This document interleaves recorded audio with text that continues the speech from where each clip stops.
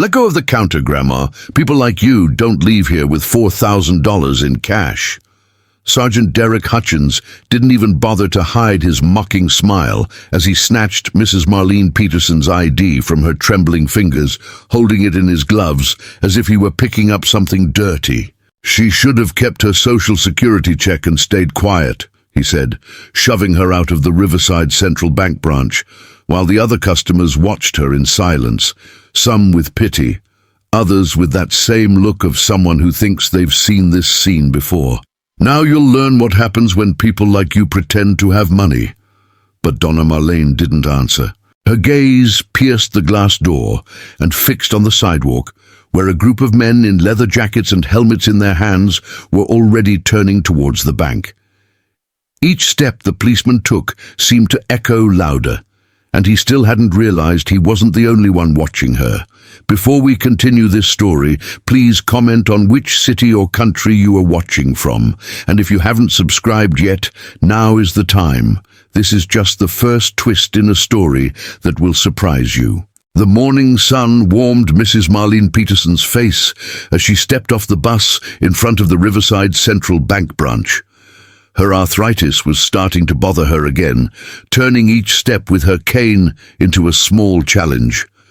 But all it took was remembering her granddaughter's smile, the one that brightened any cloudy day, to keep going. Almost there, she murmured to herself, clutching the folder with the scholarship documents to her chest, as if she were carrying the girl's own future. The glass doors swung open, releasing a blast of air conditioning that contrasted sharply with the heat outside. It was Friday, a busy day. A line of customers stretched from the cash registers to the revolving door. Donna Marlene took her place at the end, breathing deeply, trying not to let herself be overwhelmed. "Next customer, please," called a young man in a starched white shirt and a name tag, Tyler Brennan. "Good morning, my son," she said with a warm smile. Tyler didn't reciprocate. His eyes scanned the room restlessly, avoiding her gaze. He looked like he'd just graduated from college, tense hands, slightly trembling voice. "How can I help?" "I need to make a withdrawal, please." Mrs. Marlene placed the folder on the counter and began to open it carefully. $4,000. It's the deposit for my granddaughter's student housing. The deadline is Monday.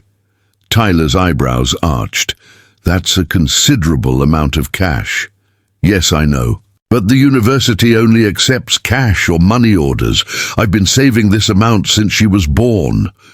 "I need to see an identification document, please," he said, his tone changing subtly. "Of course." Donna Marlene's trembling fingers struggled against the clasp of her purse. Inside, everything seemed to be mixed together: medicine bottles, handkerchiefs, receipts, crushed candies. "Just a moment. It's here somewhere." Tyler watched her every move, nervously. He glanced at the manager's office and then at her hands, which were searching intently. "Is there a problem?" she asked, looking up. No, not at all," he replied, too quickly. Finally, Donna Marlene found her driver's license and bank card. "Here they are." Tyler picked up the documents, studying them for too long before typing something into the computer. His brow furrowed. "One moment, Mrs. Marlene. I need to confirm some information with the director." She followed him with her eyes to the glass-walled office at the back of the agency, where a man in a dark suit with a stern expression was reviewing papers, Director Gordon Walsh. She had seen him before, but had never been attended to by him. He was the type of man who didn't see people, he saw profiles. From the counter, Donna Marlene could observe the muffled conversation between the two. Tyler spoke softly, gesturing in her direction. Gordon looked up over his glasses, fixing her gaze with an expression she knew well. It wasn't distrust. It was contempt. The director stood up slowly, adjusting his tie, and walked to the counter with measured steps. "Mrs. Marlene Peterson," he said, without extending his hand. His voice filled the lobby. "You intend to withdraw $4,000 in cash, is that correct?" The conversations around them ceased. Heads turned. "Yes, sir. It's for the storage unit at my granddaughter's house." "And why exactly does someone like you need so much money all at once?" he asked, with a slight knowing smile, loud enough for everyone to hear. "Someone like me," she repeated calmly. "I'm just figuring out what's mine." Gordon chuckled briefly. "Tyler will verify your account. We have procedures for this type of transaction." And he walked away, without looking back.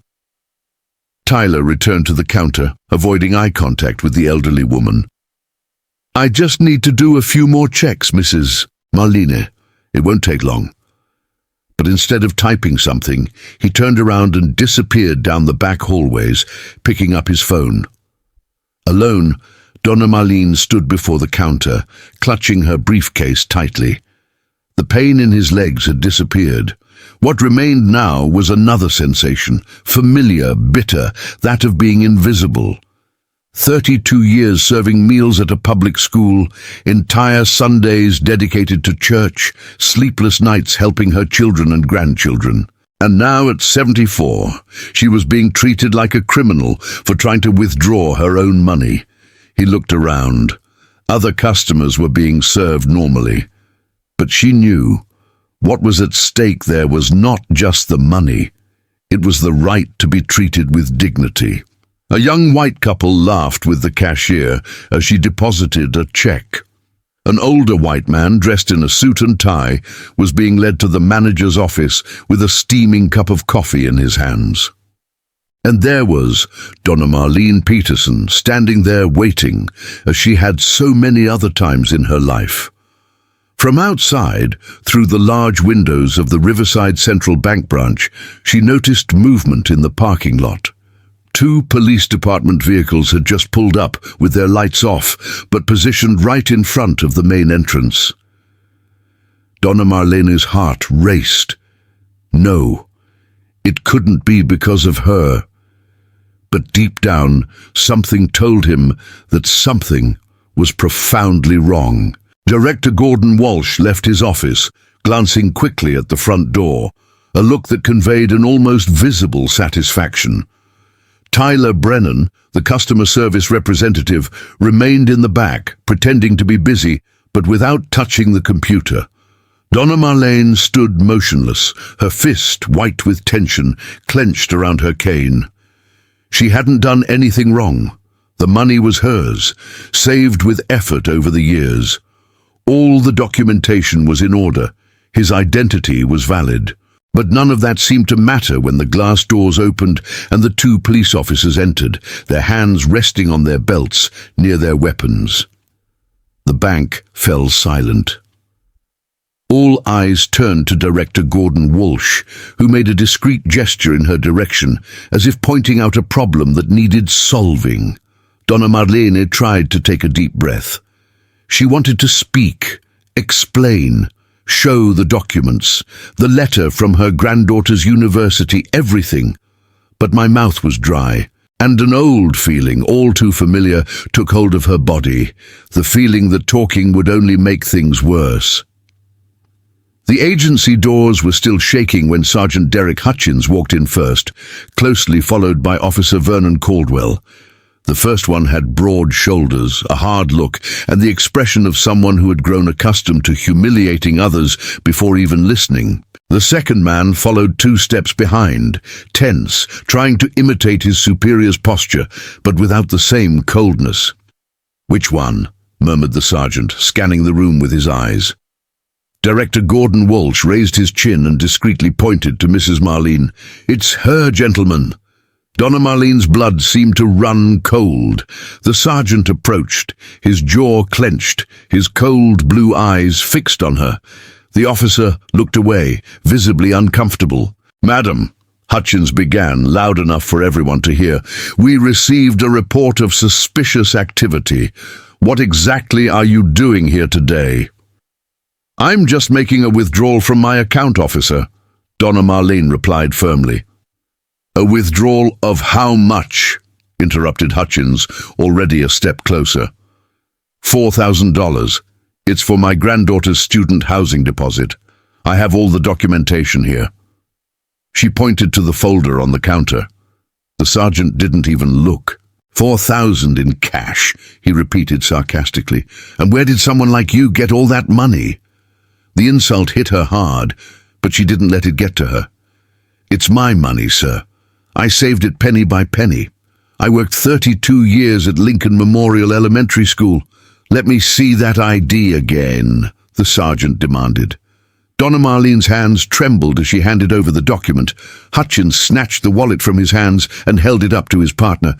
Caldwell, take a look at this. This doesn't seem right to me. The officer examined the document hesitantly.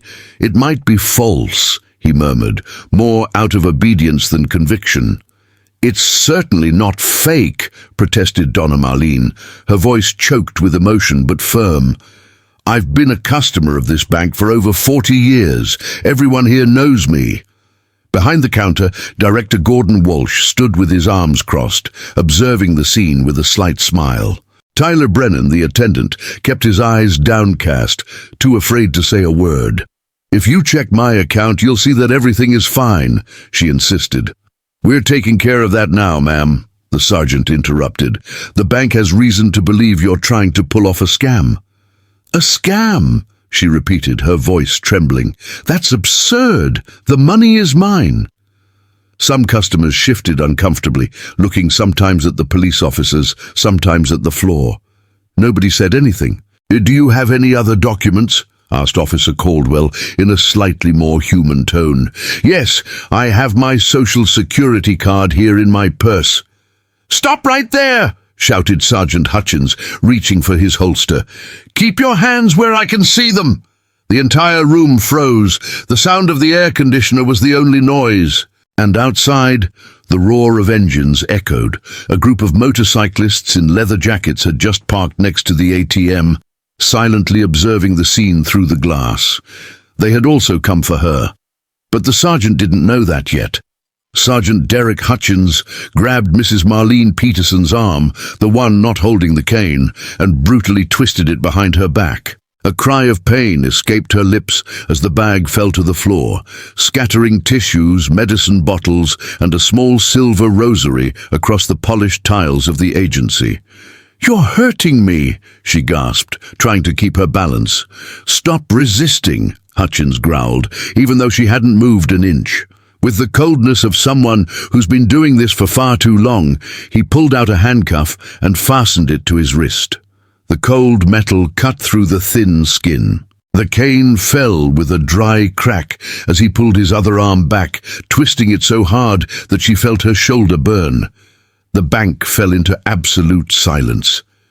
The only sound was Donna Marlene's panting breath, mixed with the pulsing of blood in her ears. Tears welled up, not from fear, but from humiliation.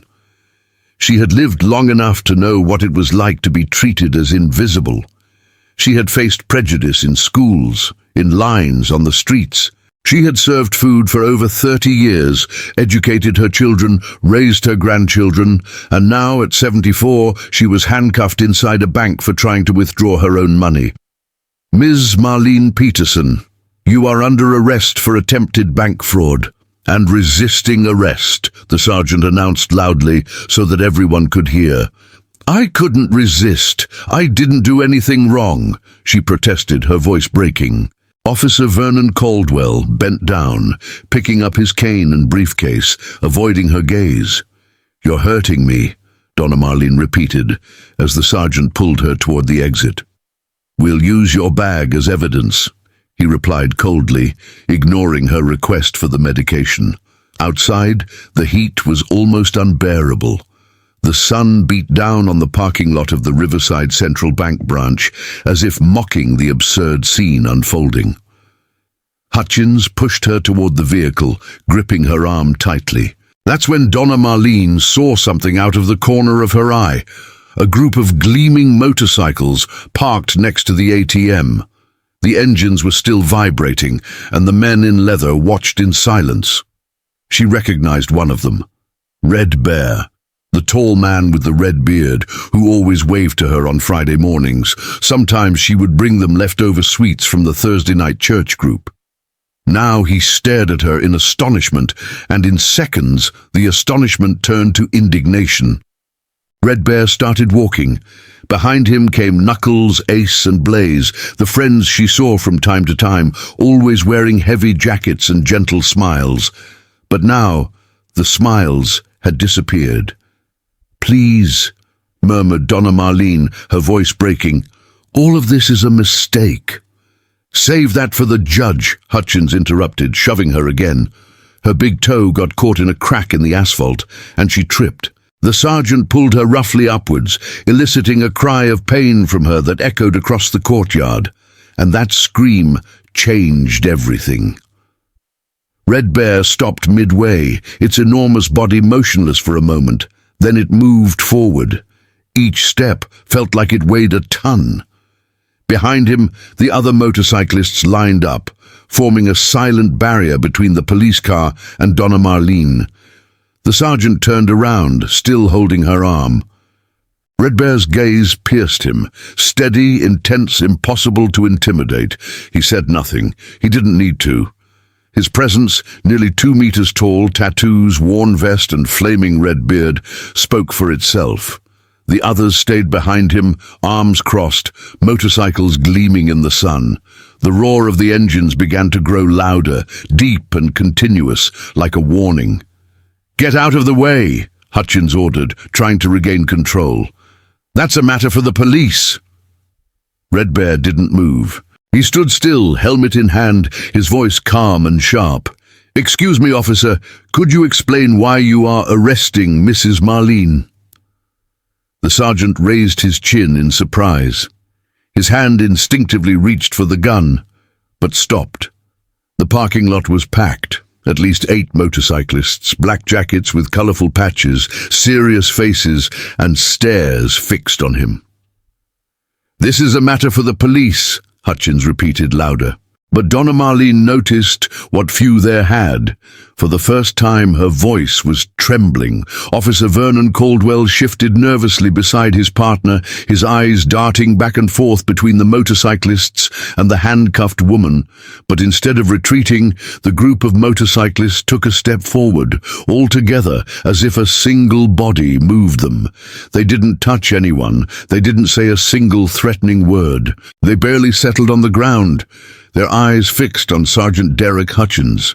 "See, that's where you're wrong," said Red Bear, removing his sunglasses and revealing a firm, almost protective gaze. "Donna Marlene sometimes brings us cake on Fridays. She talks about her granddaughter, about the effort she makes to pay for her studies. She's our friend." He gestured around. "And we take care of our friends." Blaze, a thin man with grey hair tied in a ponytail, raised his cell phone and began filming the scene. Other motorcyclists and even bank customers did the same, gathering at the entrance. The sound of notifications and camera clicks mingled with the tense hum of hot air. "Keep this safe," Caldwell ordered, pointing to Blaze's cell phone. "Public place, public official," he replied calmly. "It's my right."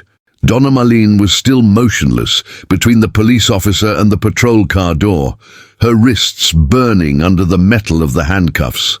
Out of the corner of his eye, he saw Director Gordon Walsh standing in the bank doorway, his air of superiority now replaced by visible nervousness. After all, everyone was filming. "And what exactly did she do?" asked Red Bear, without raising his voice, but with an authority that filled the space. "Because from where we were, I only saw a woman trying to withdraw the money she had saved herself." Knuckles, the strong, tattooed biker with 2 arms, nodded. "I come here every Friday, officer. I've never seen this woman do anything wrong." The radio on Sergeant Hutchins' shoulder crackled loudly. "Unit 17, this is headquarters. What's the situation at Riverside County Jail?" There was a pause. Hutchins put the radio to his mouth. "Situation under control. We're receiving calls about a disturbance in the agency's parking lot. Do you need backup?" People began to gather on the sidewalk, curious. Cars slowed down to see what was happening. From inside the bank, someone had clearly called the police station. "The command requests that tempers be calmed and the crowd dispersed," the radio reported. "I repeat, tempers be calmed and the crowd dispersed." The sergeant's face turned red. He glared angrily at the motorcyclists, then at Donna Marlene, and finally at the raised cell phones. "This isn't over," he murmured. And then, in a louder voice, "Turn around, ma'am." With stiff movements, he unlocked the handcuffs. The metallic sound echoed in the stuffy air. Donna Marlene brought her hands forward, massaging her bruised and reddened wrists. "It seems there's been a misunderstanding," Hutchins declared, trying to sound professional, but his voice was filled with embarrassment. "It's cleared." She tried to speak, but the words wouldn't come out. The lump in my throat was stronger than any relief. The weight of humiliation crushed the small consolation of being free. "A misunderstanding?" repeated Red Bear, his voice deep, low, and dangerous. "Is this what they call handcuffing a grandmother for no reason?" Ace, the grey-bearded, calm-looking motorcyclist, stepped forward and gently extended his hand, helping Donna Marlene to steady herself. "Are you all right, ma'am?" he asked gently. She nodded, tears welling up in her eyes. "Let's take her back inside to sort this out properly," Ace said, "and we'll stay with you until the end." The motorcyclists formed a circle around her and escorted her back to the Riverside Central Bank branch. The police officers did not try to stop them. They retreated closer to the vehicle, talking quietly, their voices thick with irritation. At the door, Director Gordon Walsh awaited them with his usual rehearsed smile. "Mrs. Marlene," he said, feigning sympathy, "I'm sorry for the confusion. If you could come with me to the office, we'll sort this out." "No confusion whatsoever," Red Bear interrupted. "You called the police because she tried to withdraw her own money." The director's smile trembled. Of course it was a misunderstanding." "I just want my money," said Donna Marlene, finally finding her voice. "The $4,000 from my account, for my granddaughter's housing." Gordon Walsh swallowed hard. "Of course, immediately." Inside, the bank was silent. Everyone watched in silence as the group walked to the cashier. Donna Marlene's cane and purse were on the counter, clean and tidy. Tyler Brennan, the young clerk, counted the money with trembling hands. "Here she is, Mrs. Marlene. I'm so sorry for what happened."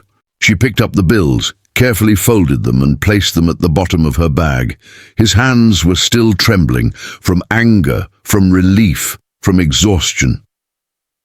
"Can we take you home?" asked Red Bear, already outside. "I don't think you should go alone today." She looked at him, that huge, tattooed man, but with eyes that exuded humanity. "I usually take the bus," he murmured. "Not today," he replied with a half-smile. "Anyway, we were going there." And for the first time in a long time, Donna Marlene accepted help. Not because she was weak, but because finally someone, outsiders, people society didn't expect, had seen what she truly was, a dignified woman, not a suspect. The mere thought of sitting on a bus, surrounded by strangers, trying to hide her feelings, was too much for Mrs. Marlene Peterson. "Thank you," she murmured, her voice trembling. "I would greatly appreciate it." Red Bear nodded, gesturing to the motorcycles lined up in the parking lot. "Don't worry, we'll go slowly," he said, in a gentle tone that contrasted with the man's size. "Knuckles has a sidecar. It's the most comfortable seat you'll sit in today." As they walked towards the motorcycles, Donna Marlene carefully leaned on them, observing each step ahead. On the other side of the glass, the bank customers watched them in silence, while the police officers remained in their patrol car, their faces filled with suppressed anger. Sergeant Derek Hutchins watched from the window, his jaw clenched. Knuckles helped Mrs. Marlene get comfortable in the sidecar, adjusting the cushion and the seatbelt. "First time riding a motorcycle?" he asked, smiling. First, and probably last, she replied, with a shy smile that surprised even herself. Oh, I doubt it. After this, you'll like it. There's nothing like the feeling of an open road, he said, handing her a spare helmet.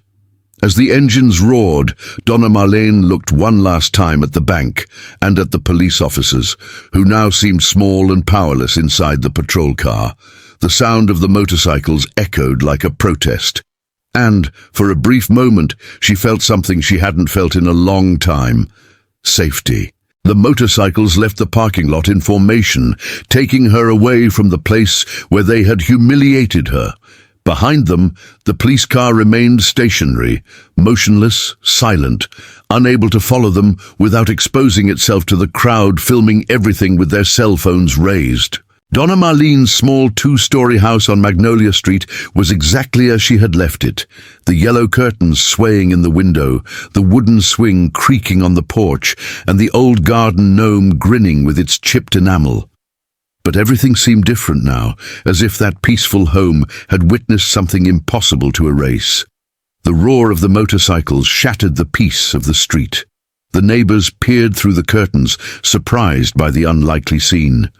Mrs. Edith, across the street, widened her eyes as she watched her friend get out of a sidecar, supported by two tattooed giants in leather jackets. "Thank you," said Mrs. Marlene, as Knuckles helped her up the porch steps. Her legs were still trembling, and the weight of everything that had happened weighed heavily on her. Red Bear took off his helmet and looked around, admiring the flowery little house and the swaying wind chimes. "Nice place, isn't it, Mrs. Marlene? You have good taste." She took a deep breath and in an almost automatic gesture invited, "Would you like to come in for some iced tea? I have fresh mint from the garden." "I don't want to bother you," replied Red Bear, surprised but with softened eyes. "Please, I need company right now." The man nodded and gestured to the group. "You can go, guys. Knuckles and I will stay with her until she settles down."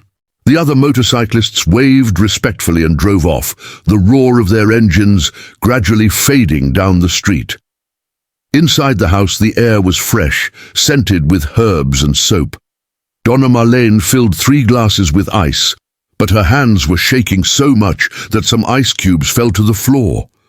"Let me help," said Knuckles, gently picking up the jar. "Sit down for a bit." "I'm not usually like this," confessed Donna Marlene, sitting down at the kitchen table. "I don't know what's wrong with me." "It's a shock," said Red Bear, simply and directly. The chair seemed too small for his immense frame, but his voice came out calm, almost protective. "What happened today is not normal." Knuckles placed the glasses on the table and sat down. Despite his tough appearance, tattoos, leather vest, large hands, he moved carefully, respecting her space. "I've never had any trouble with the police," Donna Marlene murmured. "I don't even have a fine. 74 years of life, and I've never needed that." "And he didn't get into any trouble today," Red Bear said firmly. "Those guys were wrong, and the bank was too." She looked at the scarred wrists, where the cold metal of the handcuffs had left its mark. "I just wanted to help my granddaughter with college housing. That's all." The voice failed. $4,000. My own money. "The manager didn't have that right," Knuckles growled, his face hardening. "I've known that guy for years. He changes his manner depending on who's behind the counter." Mrs. Marlene stared at him. "Did you notice that too?" "Of course," Red Bear replied. "We spend a lot of time in that parking lot. People don't notice us, but we notice everything." "Like what?" she asked, taking a sip of tea. Knuckles replied, crossing his arms slowly. "Like when he rushes to open the door for some customers, but makes others wait. Or when he offers coffee and armchairs to the businessmen and makes those with simple faces show their ID to withdraw $50. The silence that followed was heavy, but also liberating. For the first time that day, Donna Marlene didn't feel alone. For the first time, someone saw what she had always known, that prejudice, at its core, only changes its uniform. Mrs. Marlene Peterson nodded slowly, her eyes welling with tears. I always felt that way. But I thought maybe it was all in my head, too sensitive. It wasn't, Red Bear replied firmly. What happened today went too far. She took a deep breath. But why did you help me? You didn't need to interfere. The giant with the red beard looked away for a moment, almost embarrassed. Do you remember last Christmas, when you brought us those gingerbread cookies while we were collecting toys for the children at the shelter? Donna Marlene gave a small smile. Yes, I remember. You were soaked and freezing over there on the corner. That's right, he continued. And remember that time in the spring when you went out in the rain to take an umbrella to Blaze while he was fixing his motorcycle? You don't forget that. She nodded silently. That's why, Red Bear said simply, you treat people with respect. So when you needed us, we treated you the same way. Tears welled up in Donna Marlene's eyes again. I just don't understand. Why did they do this to me? Red Bear and Knuckles exchanged a silent glance, the kind of look that says everything without needing words. They knew the reason, but they were too decent a men to say it out loud. Listen, said Red Bear, pulling a small, crumpled notebook from his vest pocket. He tore a sheet of paper and scribbled something before sliding the paper over to her. This is my number. Anything you need, anytime, day or night, just call me. Donna Marlene looked at the note, hesitant. I don't want to bother you. It's no trouble at all, Knuckles replied politely. It's a community, and now you're part of ours. They stayed there a while longer, talking in hushed voices, trying to bring some calm back to that house marked by grief. Before leaving, Red Bear walked around the small yard, checking windows and doors to make sure everything was locked. Knuckles asked if she had anyone nearby. Only my granddaughter, in San Bernardino. She's studying. I don't want to worry the girl. They both nodded, and when they finally got on their motorcycles and left, Donna Marlene stayed on the porch, watching the sound of the engines fade away around the corner. The street returned to what it had always been, quiet, warm, indifferent, but she knew that nothing would ever be the same again. It's over, he whispered, going back inside. It was a terrible mistake, but it's over. He tried to stick to his routine. He watered the plants. He folded clothes. He prepared a lunch that he barely touched, but every few minutes his hands returned to his wrists, feeling the persistent pain of the handcuffs. When the clock struck 3 in the afternoon, the phone rang. An unknown number. Hello? Mrs. Marlene Peterson? Asked a young, trembling female voice. Yes, who's speaking? My name is Claire Brennan. I work at the Riverside Central Bank branch. I saw what happened this morning. Mrs. Marlene sat down slowly on the sofa. I understand. I needed to call you, because I wouldn't be able to sleep without telling you the truth.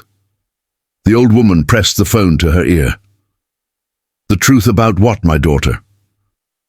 On the other end of the line, a heavy silence, and then, in a whisper, Director Gordon Walsh didn't call the police because he thought the woman was suspicious.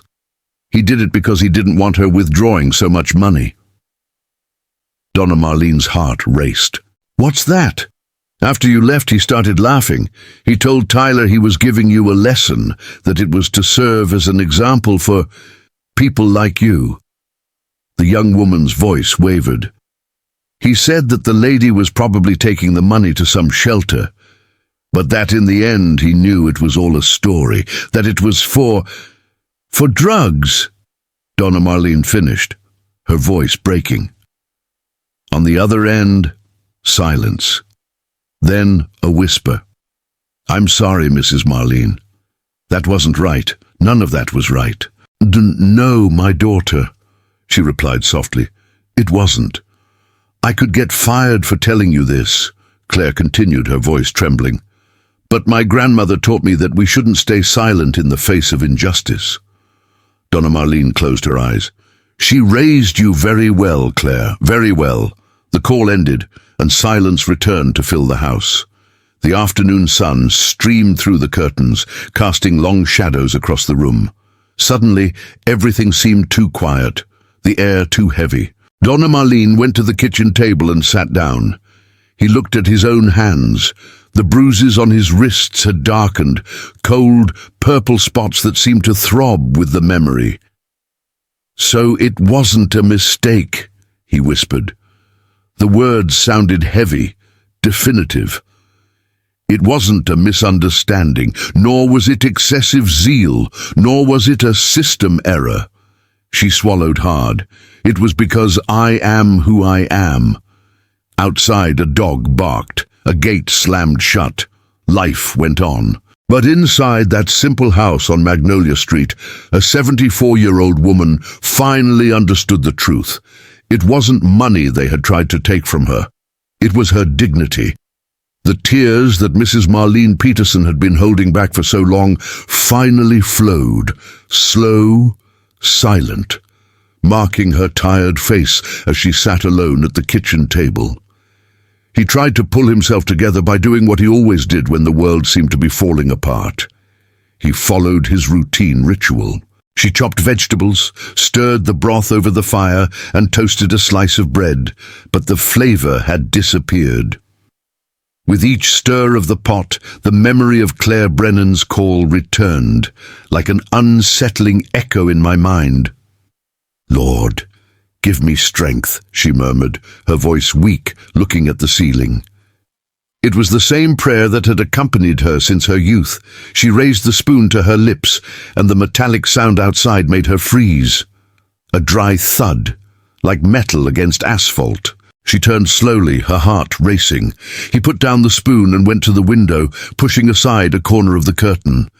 In the dim light of the lamppost, he saw the mailbox lying on the ground, crushed and ripped from its place. A shadow in a dark sweatshirt ran down the street, disappearing around the corner. "My God," she whispered, placing her hand on her chest. She stood still for a few seconds, torn between fear and instinct. Then he opened the door and went out onto the balcony. The mailbox, which her husband had installed with such care 15 years ago, lay twisted on the floor. The wooden post was broken, splinters scattered across the grass. Across the street, the light on Donna Edith's porch came on. "Marlene, is everything all right there?" shouted the neighbor. "Someone broke my mailbox," she replied, trembling. "I saw a guy running. He looked like one of those kids from down the street," shouted the other. "Mrs." Marlene hurried back inside and grabbed her cell phone.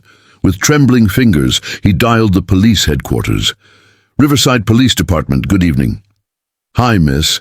I want to report an act of vandalism at my house. They just destroyed my mailbox." "Your address?" "Magnolia Street, number 412. The sound of keys being pressed on the other side. "Your name?" "Marlene Peterson."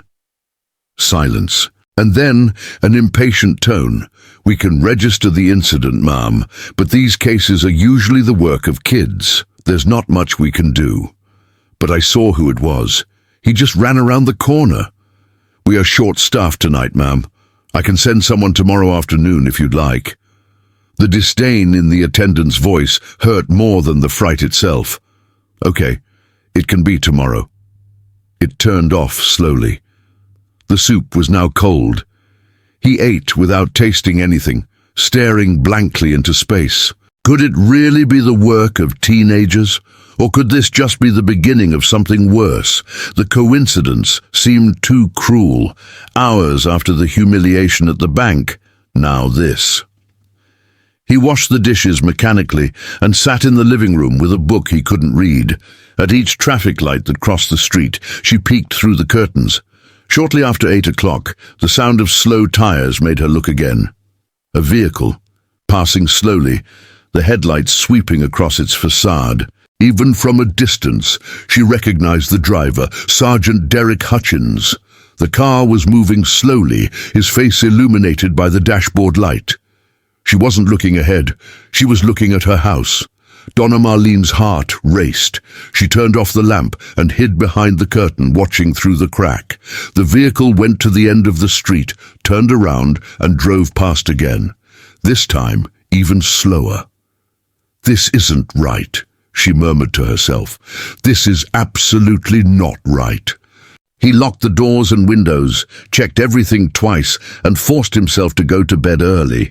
But sleep came in pieces, interspersed with nightmares of mocking voices and the cracking of handcuffs.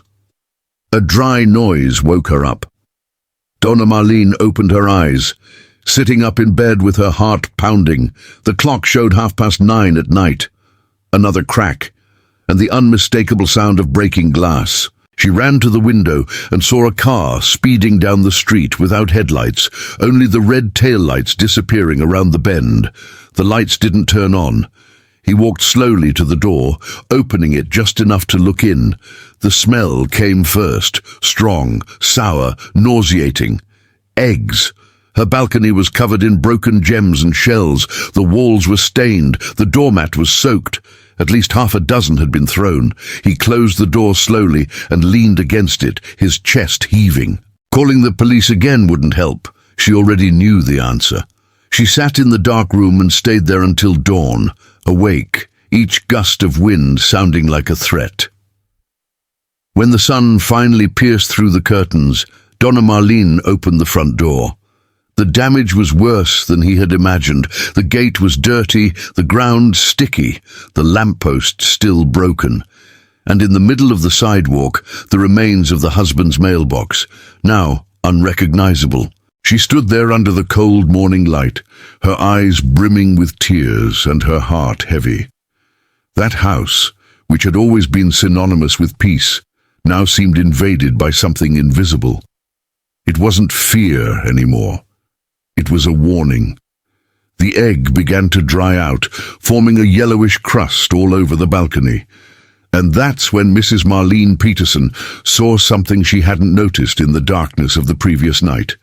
A piece of paper taped to the door with clear tape. In large letters it read, "Fine, violation of Municipal Code 32.4b, grass taller than 8 inches. Amount 750 tunes. Responsible officer, Sung D. Hutchins." She stood still, the note trembling between her fingers. She looked at the lawn, cut just 5 days ago by the street boy who always helped her. The grass barely reached my ankles. "This is because of yesterday," he murmured. "They're punishing me." Filled with anger instead of fear, Donna Marlene filled the bucket and began scrubbing the porch with an energy she didn't even know she possessed. The acidic smell of the eggs mixed with the soap, and each scrub was a form of resistance. An hour later, sweaty and with aching arms, the balcony was finally clean. That's when she heard the unmistakable roar of a motorcycle approaching. Red Bear pulled over to the sidewalk, the sun reflecting off its chrome body. His expression changed from light-heartedness to concern when he saw her condition. "Mrs. Marlene, is everything all right?" She hesitated, took a deep breath, and shook her head. "No, I don't think so." He went inside, and she made fresh coffee, as she always did when her heart was heavy. As the smell wafted through the kitchen, he recounted everything. Claire's connection, the destroyed mailbox, the circling car, the eggs, the fake ticket. Red Bear's expression darkened with each detail. His large hands gripped the mug as if trying to contain his anger. "This is no coincidence," he finally said. "They are sending a message." "I know," she replied softly. "But what can I do? I can't confront the police." Red Bear slammed the mug down on the table. "Perhaps you can't fight, but you won't be alone." He picked up his cell phone and called. "Knuckles, gather the people. It's Mrs. Marlene. That policeman from yesterday is back to cause trouble." Pause. "Yes. We'll solve this in our own way." In less than an hour, the roar of motorcycles echoed down Magnolia Street. 4 motorcycles were parked in front of the house. Red Bear, Knuckles, Ace, and a woman with a determined gaze, Raven. The leather vests and tattoos contrasted sharply with the simple atmosphere of the house, flowers, colourful rugs, and verses embroidered on the walls. "We'll take turns," Red Bear explained. "Someone passes by here every hour. Different motorcycles, so they don't notice so easily." "You don't need to do this," protested Donna Marlene. "With all due respect, ma'am," replied Ace, the youngest of the group. "We take care of our own." "And now you're one of us," Raven added with a brief smile, "whether you like it or not."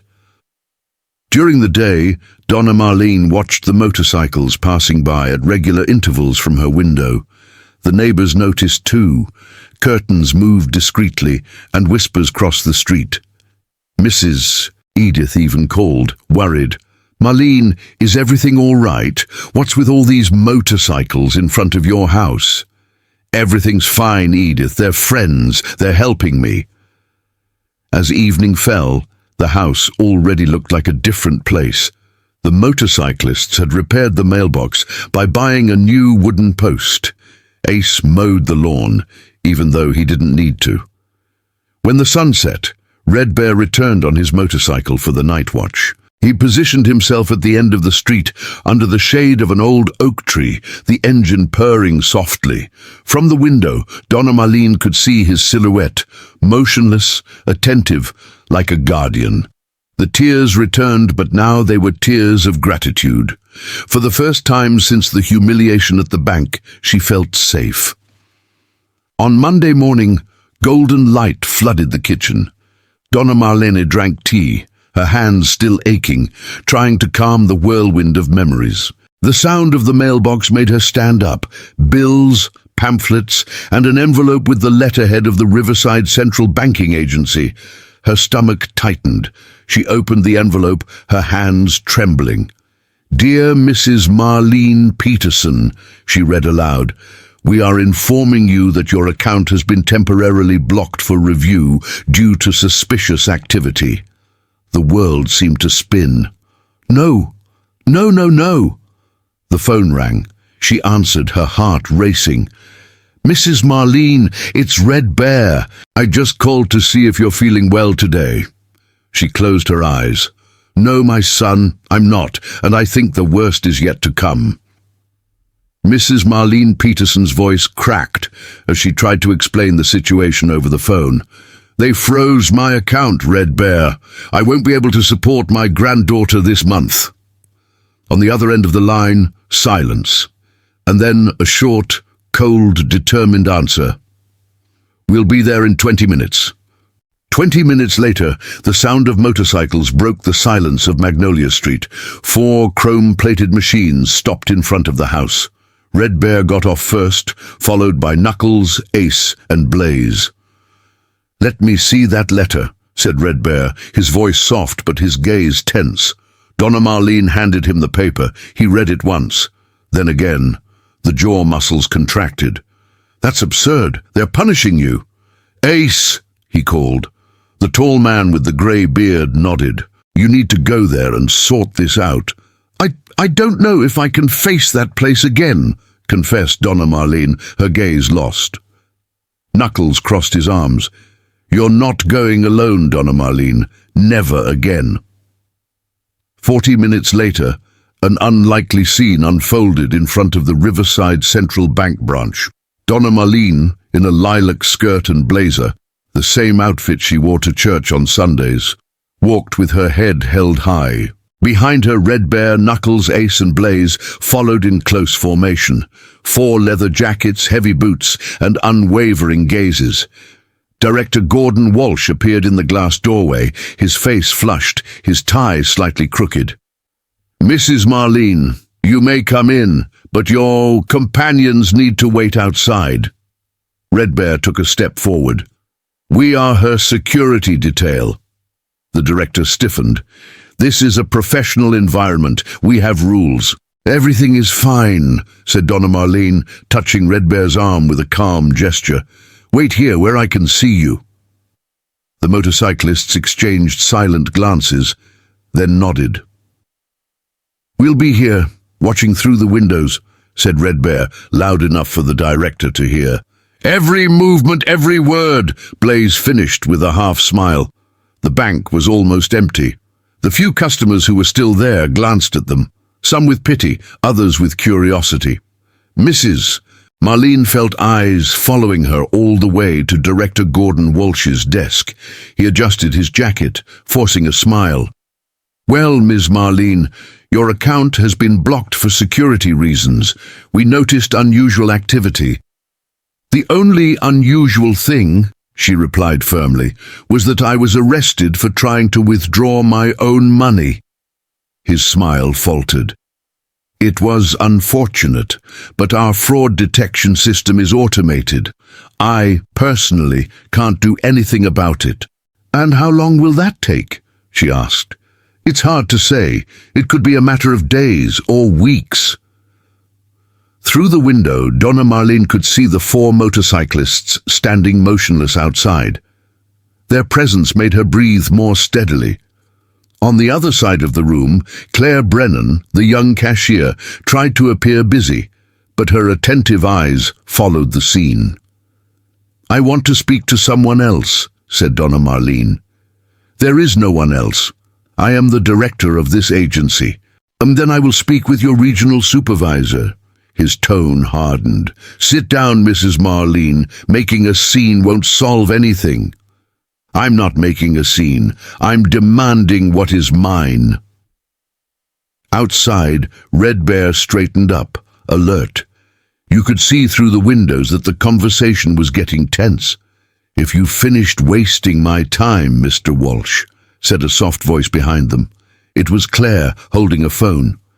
"Mrs. Marlene has a connection." The director frowned. "She can use the courtesy phone." Claire guided her to the back of the room, out of the camera's reach.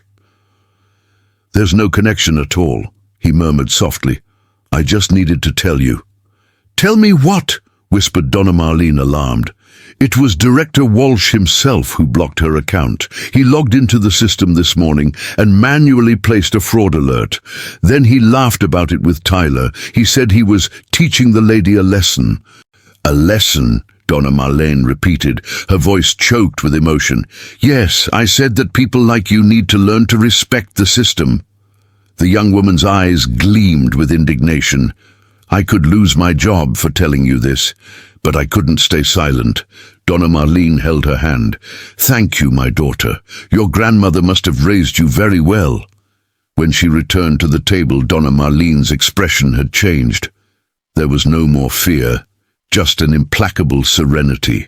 "I'll be back, Mr. Walsh, and next time I won't be alone." She got up and left. Outside, the motorcyclists were already waiting for her.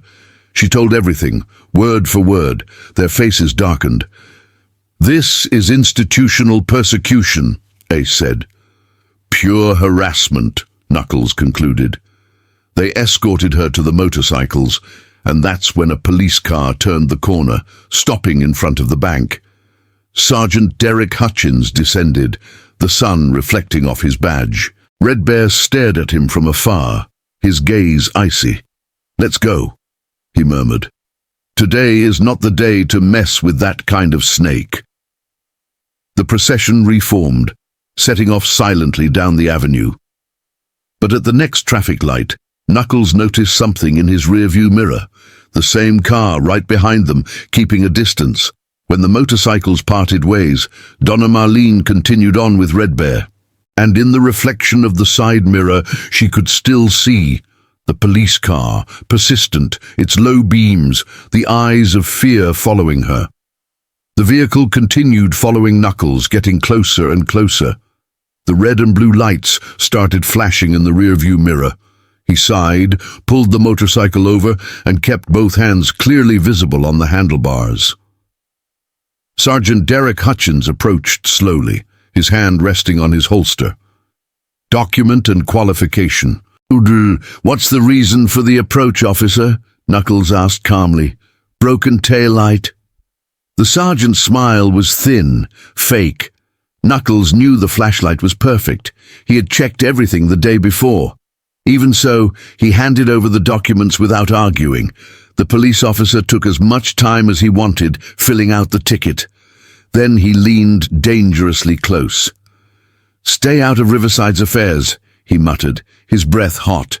"You motorcyclists think you're in charge of everything?" "I'm just helping a friend," Knuckles replied calmly. "Your friend should know his place," retorted the sergeant, slapping the ticket book against his palm. "Next time, it won't just be a fine." On Tuesday afternoon, light filtered through the lace curtains of Donna Marlene Peterson's house, casting delicate shadows on the dining table. The porcelain cups and flowery placemats seemed completely out of place among the four motorcyclists squeezed into the small wooden chairs. "Start from the beginning, Mrs. Marlene," Red Bear requested gently. "Every detail matters." For almost an hour, she told everything: the suspicious cashier, the contemptuous tone of Director Gordon Walsh, Sergeant Derek Hutchins's shove, the handcuffs cutting into his wrists, Claire's phone call, the vandalism, the fake fine, the account freeze. Ace's pen scribbled on the paper incessantly. "This is systematic harassment," he murmured. "And discrimination," Knuckles added, his voice hoarse and restrained. Blaze, who had remained silent until then, leaned over and took his cell phone out of his pocket. "You know what?" he said, perking up. "We have more evidence than they realize." She touched the screen and turned it towards Donna Marlene. The video showed her, handcuffed, being pulled by Sergeant Derek Hutchins to the police car. "Helmet cameras," Blaze explained with a hint of pride. "Most of us use it for security. I recorded everything from when they left with the lady from the bank." Donna Marlene put her hand to her mouth, looking at her own image, small, defenseless, was like reliving the humiliation. "And I have images from inside the bank," Ace said, holding up his cell phone. "When we got back there, you could clearly see Director Walsh's face when he realized we weren't leaving." Red Bear nodded thoughtfully. "Perfect. That's a start." Then she turned to Donna Marlene. "Have you ever heard of Dr. Marcus Henderson?" She shook her head. "Civil rights lawyer. He's handled similar cases before. My sister worked cleaning his office for years. She says he's a fair man." "But I don't have money for a lawyer, son." Ace interrupted her. "He works on commission, Mrs. Marlene. He only gets paid if you win." "Gain what?" she asked, still confused. "Justice," Knuckles replied simply. In the following hours, the living room turned into a small research center. Ace pinned a large sheet to the wall, marking each event with dates and times. Blaze downloaded the videos onto Donna Marlene's old laptop and created backup copies. "We need more," Red Bear concluded. "We have to catch them at their own words." "What do you mean?" she asked. Knuckles took a small tape recorder out of his pocket. "Record your calls. It's perfectly legal in the state as long as one party knows, and that party is you." Donna Marlene stared intently at the device. "Do you want me to report you?" "No," Red Bear replied calmly. "We want you to protect yourself. The truth is, your shield." Blaze stood up. "I'll be back in 20 minutes. I have something at home that might help." While he was leaving, Ace helped Donna Marlene practice with the tape recorder. They made test calls until she felt more confident. "Now call the bank," he suggested. "Ask about the bill. Let's see what they say when they think no one is listening." Donna Marlene's hands trembled as she dialed. The phone rang and was transferred to the office of Director Gordon Walsh. "Mrs. Marlene," he said, his voice heavy with false courtesy. "I already explained it to you yesterday. Your account is still under review." "How long will this take?" she asked in the firmest tone she could muster. "I need my money. As I said, there was unusual activity. There's nothing I can do against the bank's policies. Is there anything I can provide to speed up the process?" A pause. And then the phrase that landed like a punch. "People like you would do better in currency exchange offices, not in traditional banks. Less bureaucracy for everyone." Donna Marlene held her breath. "What do you mean, people like me?" On the other end of the line, silence. Then, the dry click of the phone being switched off. She stood there, motionless, the recorder still on the table, her heart beating in the same rhythm as the mechanical sound of the ended call. And for the first time, Mrs. Marlene Peterson felt no fear. He felt anger, and the certainty that that recording would change everything. The call dropped, and the silence that followed was broken only by the faint click of the recorder being switched off. Ace gave a thumbs up and smiled slightly. We got it. His phrase, "people like you," is going to be gold. Minutes later, Blaze returned through the door with a laptop and a small portable printer.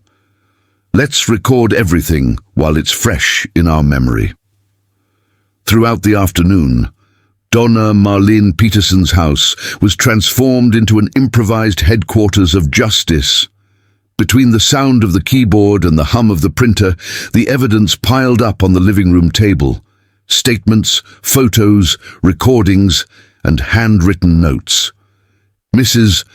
Marlene called Claire Brennan, who bravely agreed to write a statement about Director Gordon Walsh's comments, even though she feared losing her job.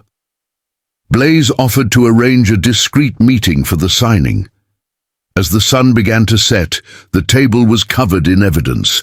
The helmet camera videos, the audio of the call with the principal, the photos of the wrists marked by the handcuffs, the bank letter, the fake fine, and the note taped to the door. The following morning, Wednesday, Donna Marlene woke up with a serenity she hadn't felt in days. Standing in front of the bathroom mirror, she carefully tied back her grey hair and applied a light pink lipstick. It wasn't vanity, it was dignity. Today she was going to get back what had been taken from her. Across the street, Donna Edith waved from the window. "Marlene, it looks like a motorcycle parade, woman." Donna Marlene smiled and peeked through the curtains. 4 motorcycles gleamed in the morning sun, lined up in front of his house. The sound of the engines echoed through the quiet street like a promise. Red Bear was the first to go down. He took off his helmet, adjusted his beard, and waved with his usual calm smile. "Good morning, Mrs. Marlene. Are you ready?"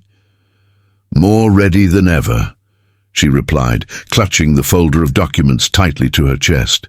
"We have a surprise," said Knuckles, pointing to a black car that was parking right behind the motorcycles. "The car belongs to my cousin," Ace explained. "I figured you wouldn't want to ride on the back to meet the lawyer." Donna Marlene laughed for the first time in a long time. "You think of everything." The trip to downtown Riverside took 20 minutes. Donna Marlene sat in the back seat, her gaze fixed on the window, while the 4 motorcyclists formed a protective convoy around the car. People on the sidewalk stopped to look, some curious, others respectful. "I never thought I'd have an escort like this at 74 years old," she commented, smiling to herself. Red Bear, riding his motorcycle alongside the window, returned the smile with a nod. Dr. Marcus Henderson's office was located on the 2nd floor of a red brick building on Market Street in the heart of Riverside. The discreet sign at the entrance simply read, "Marcus Henderson, Attorney. Civil rights, discrimination, police misconduct." The reception area was simple but full of history. Framed newspaper articles decorated the walls, highlighting victories in cases of social injustice. A young receptionist looked up, and for a moment was speechless when she saw Donna Marlene accompanied by 4 imposing motorcyclists. "We have an appointment with Dr. Henderson," Red Bear said respectfully, "for Marlene Peterson." "Of course, he's waiting. You can come in." "Doctor." Marcus Henderson stood up as soon as they entered, a middle-aged black man with neatly trimmed grey hair and calm eyes behind thin-rimmed glasses. He was wearing a navy blue suit without a tie, formal but approachable.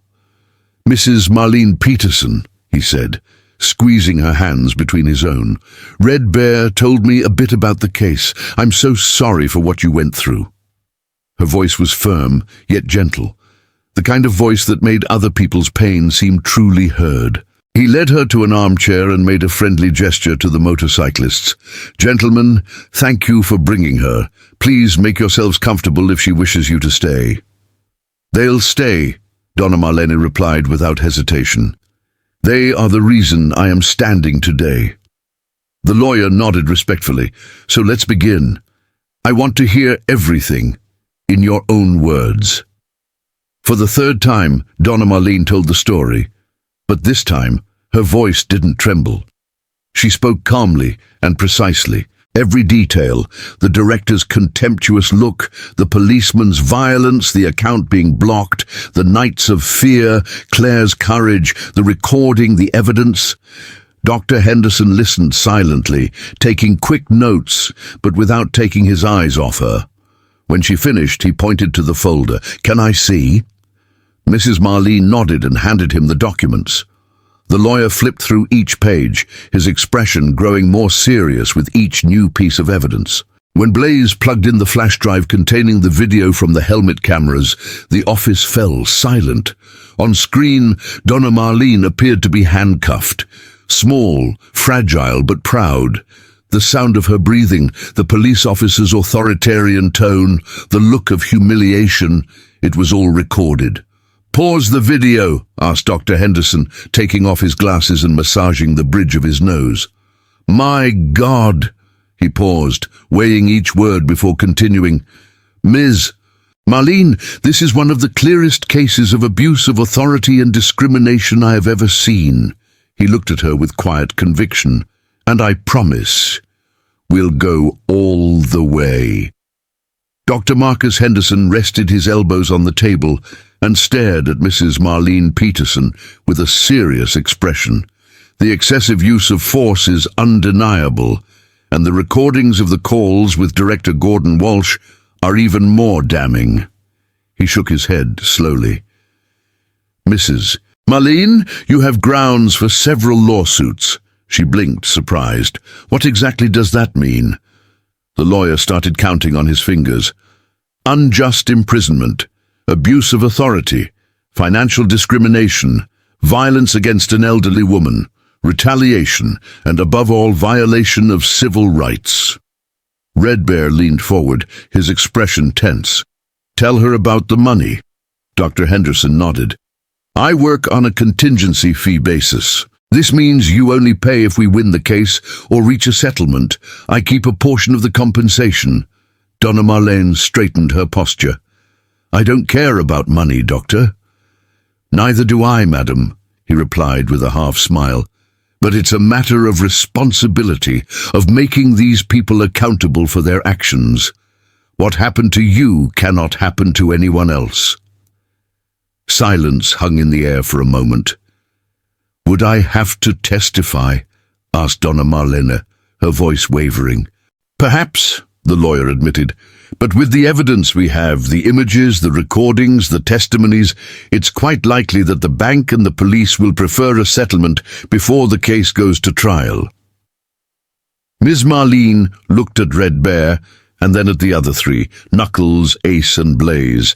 Everyone looked at her with the same gaze, firmness, confidence, loyalty.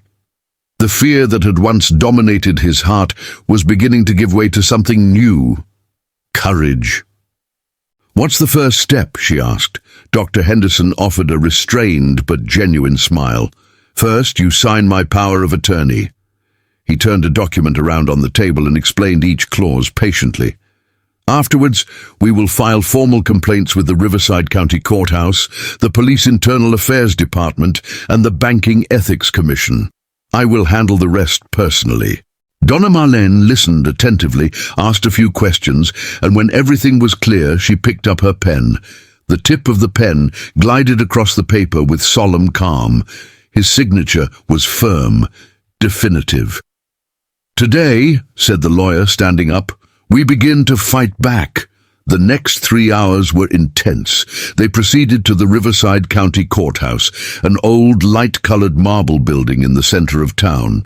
The steps seemed endless, but Donna Marlene climbed each one with the upright posture of someone carrying something heavier than fatigue, her own dignity. The 4 motorcyclists accompanied her, silent and imposing. All eyes were on that unlikely group. An elderly woman with a cane, dressed with simple elegance, flanked by 4 men in leather and tattoos. But nobody dared to laugh. With each form signed, with each complaint filed, Donna Marlene felt the weight of fear dissipate. Anger transformed into purpose. "You know, Mrs. Marlene," they said as they left the prosecutor's office, "I think you're the strongest person I've ever met." She smiled slightly. At 74 years old, one learns that remaining silent is not the same as being safe. As the sun began to set, Dr. Henderson noticed the tiredness on her face. "We've done more than enough for today," he said kindly. "I will draft the main petition tomorrow. In the meantime, if you notice any further attempts at intimidation, please document everything." Back on Magnolia Street, the motorcyclists insisted on checking the yard and gate before leaving. Blaze fixed the loose step on the balcony. Ace helped put away the groceries they had brought.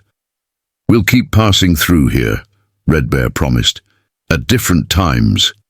That way they never know when we're watching." Donna Marlene thanked them, her eyes welling up with tears. Not sadness, but gratitude. When the house fell silent again, she took the lawyer's business card out of her purse and stuck it to the refrigerator with a teapot-shaped magnet. It would remain there, as a memento and a symbol, a reminder that she was no longer alone, and a promise that defending herself wasn't just right, it was necessary. She made herself a cup of tea and sat down in the armchair by the window. The steam rose slowly, and for the first time in days, Donna Marlene Peterson felt her heart at peace. Whatever came next, police, bank, lawsuit, fear, she would face it head-on. Night fell over Riverside with a sweet and heavy silence. After dinner, Donna Marlene spent hours reviewing the documents that the lawyer had requested for the next meeting. Everything seemed calm and peaceful. No cars circling around, no strange phone calls. For the first time in a long time, peace seemed real. At 11:15, she went about her routine. She washed her face, brushed her teeth, and put on her blue cotton nightgown, her favorite from so many peaceful nights that now seemed so distant. Their joints ached, tired from the cold and the week's emotions. "Just one more look before bed," she murmured to herself. He walked slowly around the room, leaning on his cane. Upon reaching the window, she carefully pushed aside the worn curtains that had hung there for almost 20 years. And for a moment, my heart stopped. Closing her eyes for a moment, Mrs. Marlene Peterson glimpsed the quiet street of Meadowbrook Heights. The houses were shrouded in twilight, except for the soft light from the porches and the lamppost on the corner. In the distance, under that yellowish glow, she saw the unmistakable silhouette of Red Bear's motorcycle parked 3 houses away, a steadfast sentinel in the dark. A slight smile formed on her lips. Those guys. Who would have thought that bikers would become my guardian angels? There they were, taking turns keeping watch, making sure she slept safely. Satisfied, Donna Marlene moved away from the window. He turned off the lamp and plunged the room into half-light, illuminated only by the faint glow coming from the hallway. It was then that the violent shattering of glass cut through the silence like a gunshot. She screamed, instinctively falling to the floor as something heavy crashed through the front window, scattering shards of glass across the carpet. The cold night wind swept into the room. Her heart pounded in her chest for seconds that seemed like an eternity. She couldn't move. Then an ancient instinct, the same one that once protected her children from fights and dangerous alleys, took over. "Stay down, stay down," she whispered to herself. He crawled into the hallway, feeling the shards of glass crack under his knees. He remembered the monitoring app that Ace had installed the day before. If it worked as he said, he would have already warned the boys. Upon reaching the room, she leaned against the wall and reached her trembling hand towards the bedside table. He picked up his cell phone. He dialed 911. "Emergency, what's the problem?" "Something was thrown through my window," she said, her voice breaking. "I'm elderly, and I live alone. Please come quickly." As I was giving the address, the familiar sound of approaching motorcycles filled the air. The deep rumble of the engines mingled with the distant sound of sirens. "Madam, please stay in a safe place. The police are already on their way." "Yes, I am," she replied, feeling a relief that bordered on tears. "My friends are here." He hung up the phone and walked slowly to the front door.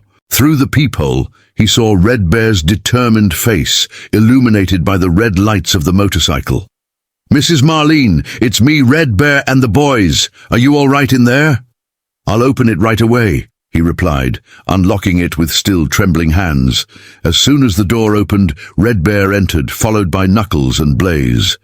Despite their imposing appearance, they moved with speed and precision, scanning the surroundings with their eyes. "Are you injured, ma'am?" asked Red Bear, examining her from head to toe. "No, just shaken. Someone threw something out the window." Knuckles walked into the room, carefully turning on the lights. "It's a brick," he murmured, crouching down. "There's a piece of paper tied to it." He unwound the string and carefully unfolded the note. His expression hardened. "What do you say?" asked Donna Marlene, her voice almost a whisper, though a part of her already knew. Knuckles handed the paper to Red Bear, who read it aloud. "Give up on the lawsuit or you'll regret it." The words hung in the air, heavy as smoke. Donna Marlene felt her legs give way. Red Bear grabbed her arm and led her to the kitchen chair. "Blaze, check the backyard. Knuckles, check the front of the house. And I'm going to call Ace now." The men dispersed quickly. Minutes later, the sound of hurried footsteps returned. Blaze entered through the back door, breathless. "Red Bear, come quickly." He ran, followed by Donna Marlene, who ignored his gesture, asking her to stay. In the backyard, an orange glow illuminated everything. The small wooden shed, where Donna Marlene kept her tools and old boxes of photographs, was on fire. "No!" her cry echoed, hoarse and desperate. The flames shot high, throwing sparks into the night air. The heat was stifling. "Blaze, grab the hose! Quick!" shouted Red Bear, already running towards the fire. "Knuckles, come back here now." At that moment, the roar of another motorcycle cut through the air. Ace was arriving. He jumped up, still holding his helmet in his hand, and without hesitation turned the tap on full blast, pulling the hose down to the backyard. The four worked together, efficiently and furiously. Ace directed the water jet toward the base of the flames. Red Bear and Knuckles used shovels and buckets of dirt to put out the fire. Blaze pushed away the embers that threatened to reach the house. Thick smoke rose, tinting the sky grey. Amidst the crackling of burning wood, Donna Marlene wept, not just for the shed, but for the symbol it represented, the space where she kept what little remained of a lifetime of memories. Red Bear placed a firm hand on her shoulder. "They wanted to scare you, Mrs. Marlene, but they achieved the opposite." She looked at him, her eyes welling up with tears. "The opposite?" "Yes.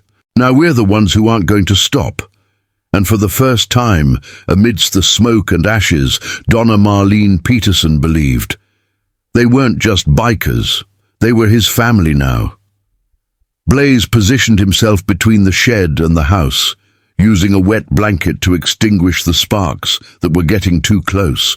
The smell of smoke and the crackling sound of the fire filled the air.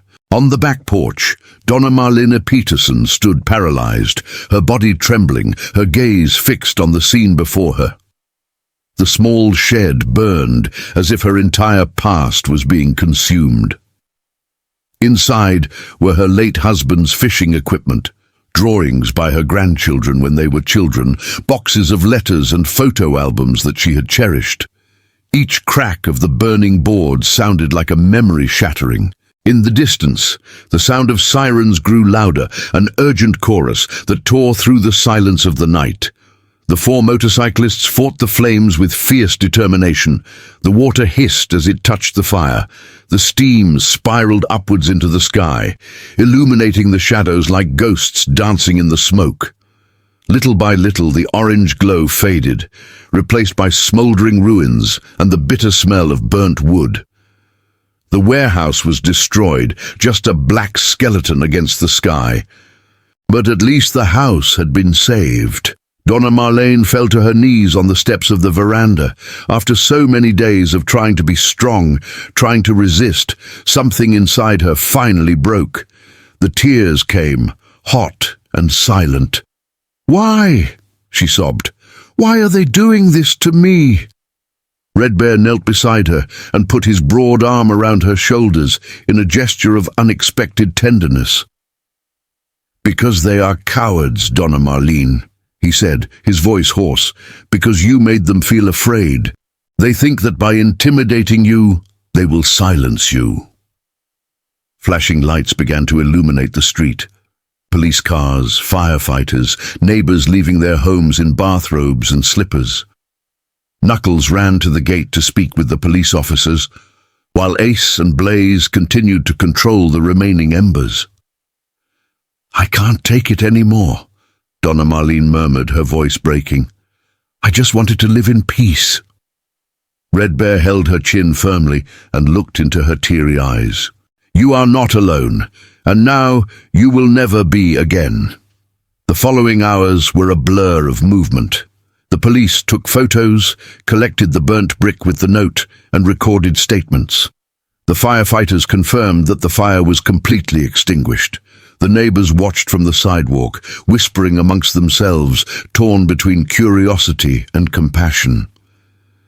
Around 2:30 in the morning, the sirens fell silent. The living room window was covered with a piece of plywood that Blaze had brought from the truck.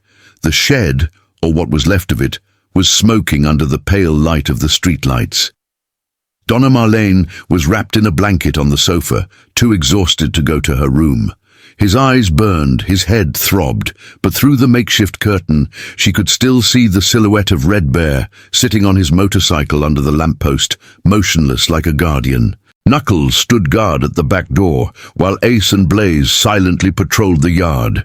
The noise of the engines had ceased, but the feeling of protection remained. For the first time, fear and security mingled in the same air. Donna Marlene closed her eyes, finding a small refuge in the distant sound of the boys' calm breathing. Friday morning arrived with a cruel brightness. The sun rose lazily, but its light exposed everything: the destruction, the ashes, the emptiness. Mrs. Marlene Peterson's backyard, once a small oasis of peace, now resembled a battlefield. The warehouse was a pile of charred wreckage, with blackened beams pointing to the sky like accusing fingers. She was sitting on the back porch holding a mug of cold tea. He hadn't slept for more than an hour, a swollen face, hunched shoulders, a weary soul. Ace approached silently, a simple plate in his hands. "You should eat something, Mrs. Marlene. I made toast." She nodded, distracted, without taking her eyes off what remained of her shed. "That place held my husband's things. His fishing hat was there, and my grandchildren's first drawings." The voice failed. Ace placed a firm hand on her shoulder. "I'm truly sorry." A movement at the fence caught their attention. It was Donna Edith, the 15-year-old neighbor, hurriedly opening the gate, her face etched with worry. Behind her came Mr. Frank, the Morrison family, and other residents, familiar, supportive faces. "Marlene, my God! What happened?" exclaimed Donna Edith, crossing the yard and hugging her. Soon the courtyard was full of people, long-time seniors, young couples, curious onlookers, and friends. "We heard the sirens last night," said Mrs. Edith, "and Linda Taylor called me saying that the fire was at her house." "This was arson, you can see that," said Mr. Frank, crouching down beside the rubble. The fire started from the outside in. This was intentionally set, no doubt about it. Donna Marlene took a deep breath and nodded, her voice low but firm. Yes, it was. It's because I filed a complaint against the bank and against the police. The silence that followed was heavy, a silence that for a moment was worth more than any words, because everyone there understood what she really wanted to say. That injustice had a name. And from that moment on, the entire neighborhood was also on watch. The words hung in the cold morning air, heavy and vibrant. Then something unexpected happened. Instead of moving away, the neighbors moved closer together. "What accusation, Mrs. Marlene?" asked Mrs. Morrison, her accent thick with indignation. "What did they do to you?" The story escaped Donna Marlene Peterson's lips, first in short phrases, then as a pent-up outburst of emotion that had lasted for days. He spoke of the humiliating imprisonment in the bank, the prejudice, the threats, and the fire that had destroyed his backyard. As she spoke, more neighbors approached, passing through the gate and forming a circle around her. The motorcyclists stood silently, respectfully on the steps of the porch like sentinels. "That Sergeant Derek Hutchins arrested my son last year," said Mr. Jerome, a reserved man rarely seen at neighborhood gatherings. "He said the boy seemed suspicious. He was just waiting for his girlfriend to come out of the supermarket." "And what about Director Gordon Walsh from the bank?" interjected Mr. Morrison, his face flushed with anger. "They refused my loan 3 times, and I have a clean credit history. But for certain people, there's always an excuse." One by one, the accounts began to emerge. What started as a backyard conversation turned into a resistance meeting. Old people, young people, couples, housewives, everyone there had a similar story. Suspicious glances, silent humiliations, abuses swallowed in the name of peace. Red Bear watched everything from the steps, a rare smile appearing beneath his red beard. For the first time, he saw the neighborhood waking up. Through the crowd, a stocky man with gray hair made his way through. "I am retired Sergeant Lloyd Crawford," he announced, his voice firm. "I worked with this Derek Hutchins guy before leaving the force. This guy had 7 formal complaints of abuse against him. They all disappeared off the paper." The murmurs grew louder. "I should have spoken up sooner," he said, his gaze heavy with regret. "But I'm going to speak now, and I'm going to put everything in writing." At that moment, a deep voice echoed from the entrance. "Era o Pastor Thomas Whitfield, to Grace Community Baptist Church." Tall and imposing, his dark suit contrasted sharply with the heat of the sun. He carved his way through the neighbors like someone cutting through the sea with faith. "Mrs. Marlene," he said, taking her hands respectfully, "what happened to you is not an isolated case. It's a reflection of what has been happening for years in this community. Tonight at 6 o'clock in the church hall, we will meet. Enough of the silence." A murmur of agreement spread among everyone. As the crowd began to disperse, Donna Edith stayed behind to help Donna Marlene get inside and rest. The motorcyclists remained on watch, taking turns on the sidewalk. "You know, Red Bear," said Donna Marlene, settling down on the sofa. "These people, they've been fighting silently for so long, but when the time comes, they rise up." "That's right," he replied, crossing his arms. "I think I underestimated Meadowbrook Heights."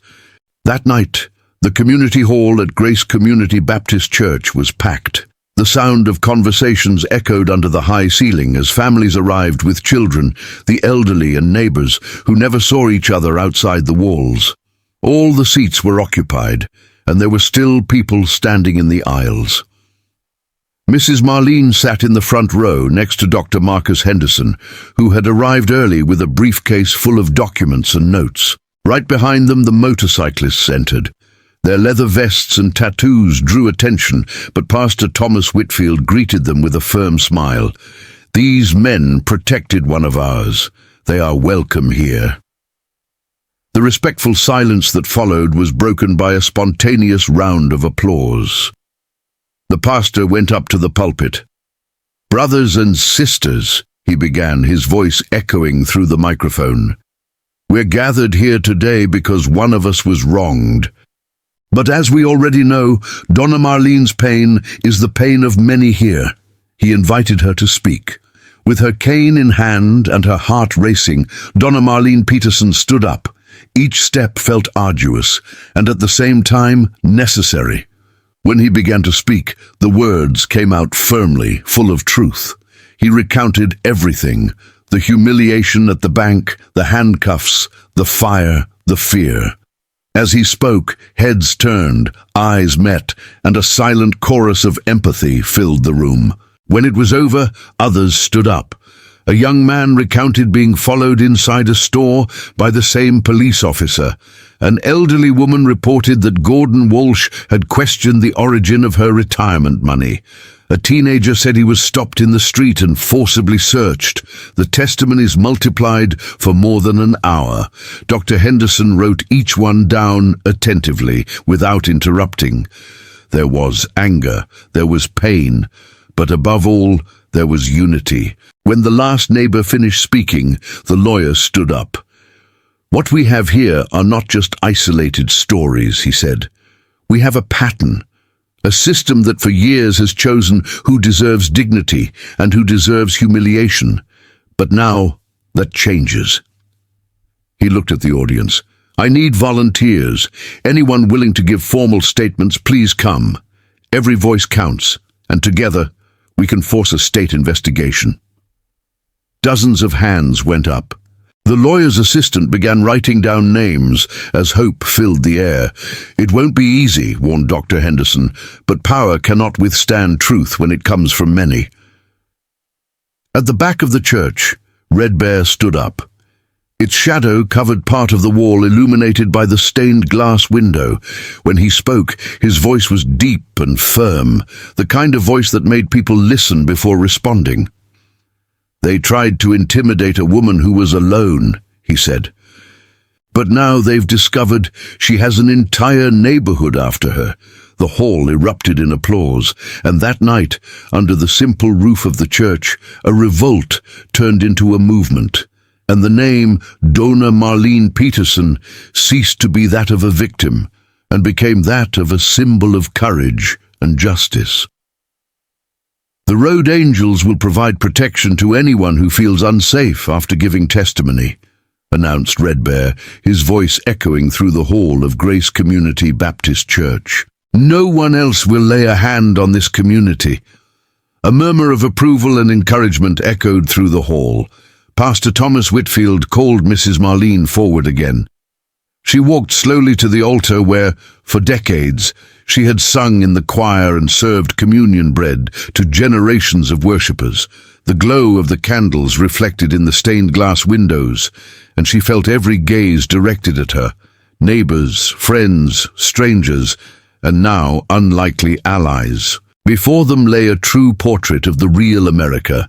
Black families who had lived in Riverside for generations, Latino immigrants who had arrived in search of work, the leather-jacketed bikers who were now their guardians, and even some residents from the wealthier part of town who had come in solidarity.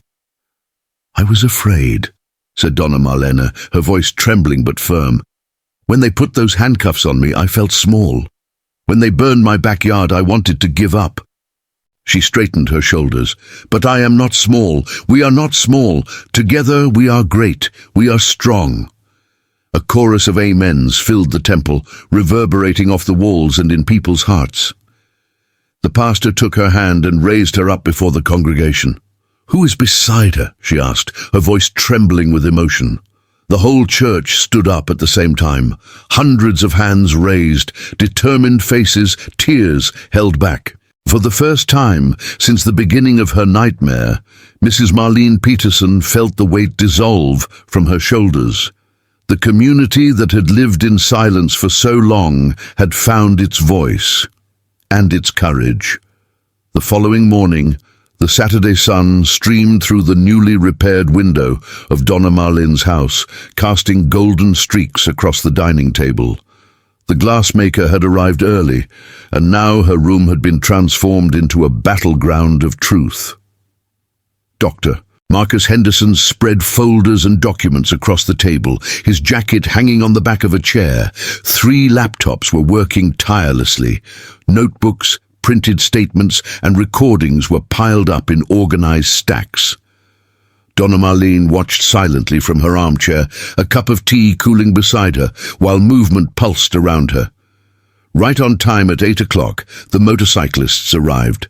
Red Bear positioned himself near the window, casting watchful glances at the Meadowbrook Heights street, now busier than ever. Knuckles sat on the floor, organizing the testimonies in chronological order. Ace arrived with hot coffee and donuts, handing them out with a restrained smile.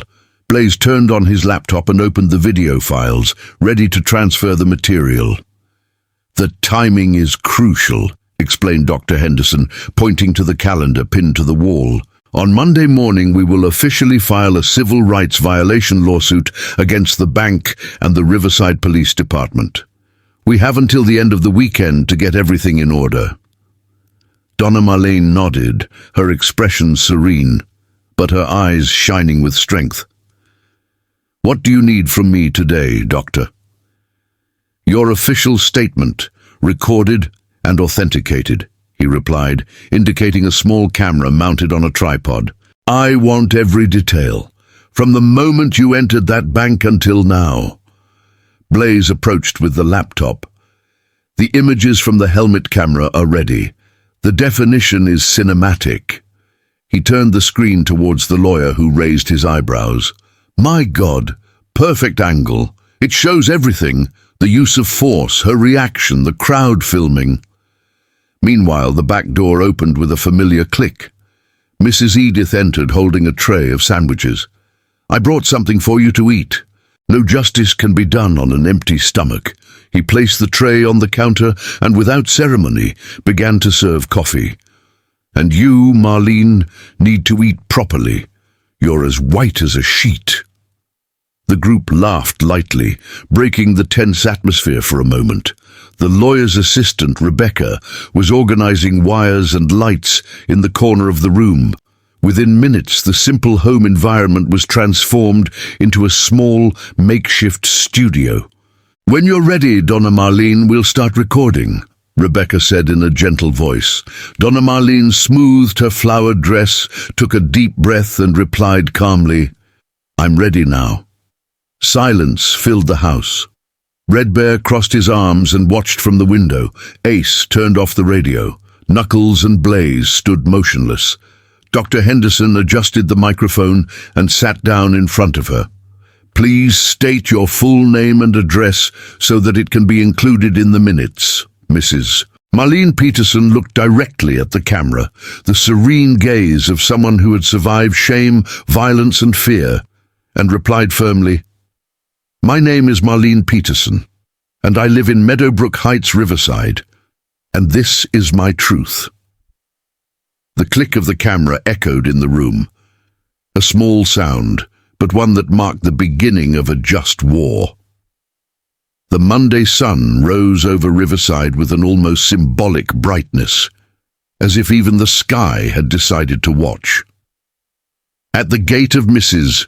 Marlene Peterson's house, the engines began to roar shortly before 9. A dozen gleaming motorcycles formed a line along the sidewalk.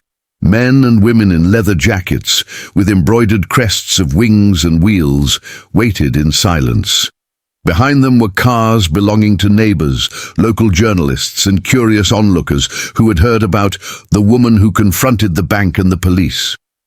Red Bear was in the front, his gaze fixed on the window.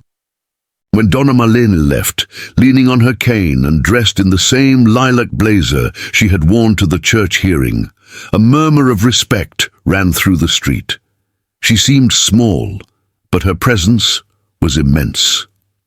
Every step was a statement. "Ready, Mrs. Marlene?" asked Dr. Marcus Henderson, adjusting his jacket. She smiled slightly. "More than ever, Doctor." Today I won't be walking alone.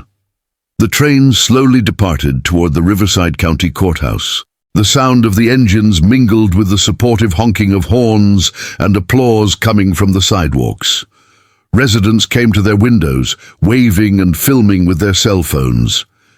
Improvised posters appeared on doors and lampposts. Justice for Donna Marlene. Enough of the abuse. No one is too small to fight. The scene seemed to have come from another time, a modern procession, guided not by saints, but by courage. In the courthouse courtyard, the crowd was already waiting. Pastor Thomas Whitfield was there, holding an open Bible, quietly blessing each person who arrived. Beside him, Donna Edith was organizing supporting documents on a clipboard, collecting signatures. "Over 1,000 names so far," she whispered to Ace, who was holding a water bottle for her. "It will reach 2,000 by the end of the day," he replied. When Donna Marlene got out of the car, the conversation stopped. The silence that formed was dense, almost reverent. She walked to the building's staircase, the steps reflecting the midday sun. High above, the emblem of justice gleamed, and for a moment it seemed as if even the wind was waiting. "Today," Dr. Henderson told reporters, "this woman is filing a lawsuit alleging violation of civil rights, police abuse, and institutional discrimination. But what's at stake here isn't just a lawsuit, it's the right of every citizen to be treated with dignity." He paused and looked at Donna Marlene, who nodded. "Do you want to say a few words?" She turned to the crowd. The sounds of the engines shutting down, the cameras and the murmurs disappeared. Only her voice echoed, "They told me I should shut up, that I should accept it because that's how the world works. But I've lived long enough to know that silence is what fuels fear, and I'm not afraid anymore, not for myself, not for anyone here." She picked up the burnt note that had been tied to the brick. "This was thrown at my house. They told me to give up. But giving up is the verb of cowards, and I learned that justice, when delayed, doesn't die. It just sleeps, waiting for the courage to wake up." Pastor Whitfield shouted, "Amen," and the crowd joined in. The road angels raised their fists, and a roar of engines echoed, like a salute of honor. Dr. Henderson handed the case file to the clerk. 3 thick volumes, full of photos, videos, recordings, and statements. Each page was a wound, but also a test. Inside the courtroom, journalists jostled for space. The case would be widely reported, not only in the region, but throughout the state. The recordings from Blaze's helmet and the audio of Donna Marlene's call with director Gordon Walsh would go viral on social media within hours.